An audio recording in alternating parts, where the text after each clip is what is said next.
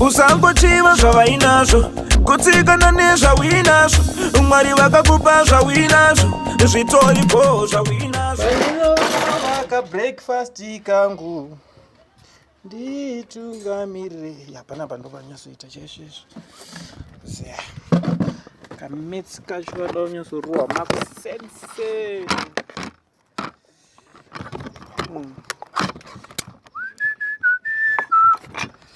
kabhinzi kemakusenseni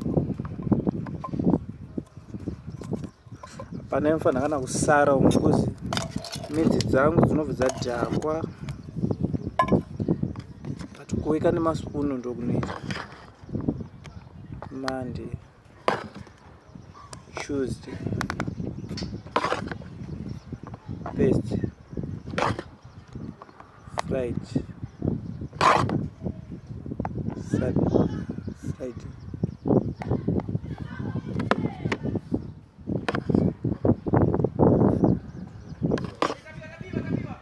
But dzivaenzi manje ndozoita ayo mai ngatimboweka for one person. Ola zvamira sei? Abozve kuti ndamuita sei? Abozve kuti atise mamixer.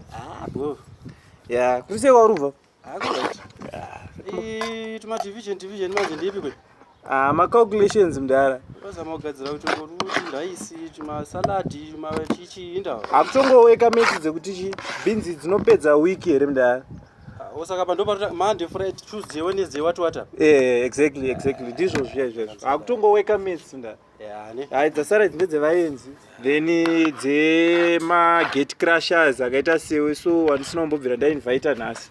Dzako dzimwe dziri panapo. Saka zvangu zvadzora kachipogara wandipaka dzangu ndigara ndabaya. Aiwa kanaiwa ndinozokupa paunouya. Aiwa since wati iwo kandedze ma gate crushers ka. Aiwa.